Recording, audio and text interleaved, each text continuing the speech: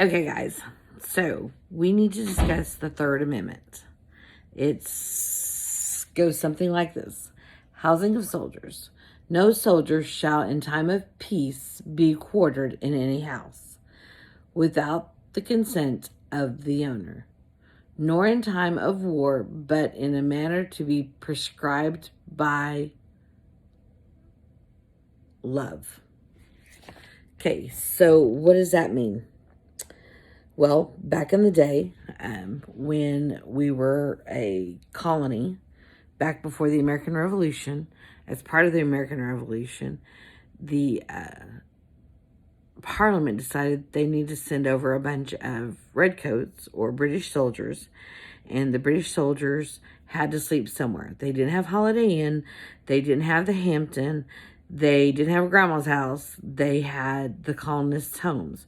So it's what they would do is they would knock on the door and they would say, "Hey, we have some soldiers for you," and it would become your responsibility to quarter them, to provide housing, and to give food sustenance. But unfortunately for the redcoats, it didn't work as well as they thought. They thought it would give them like an easy in and people wouldn't be plotting stuff behind their backs, but instead they bravely, boldly thought that they could discuss anything and the colonists wouldn't pay attention and wouldn't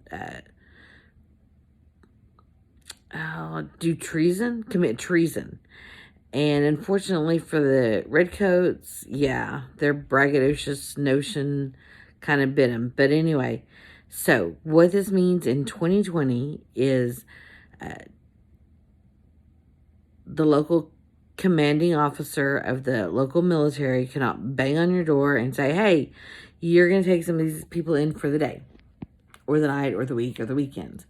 Now, after World War II and on other occasions, American citizens have opened their door and said, "Hey," when they brought them back, the soldiers back from World War II, they came back in such great numbers, and they came back so fast that they didn't have time to build the Quonset huts, and so they made an appeal to the American people, and the American people threw open their doors and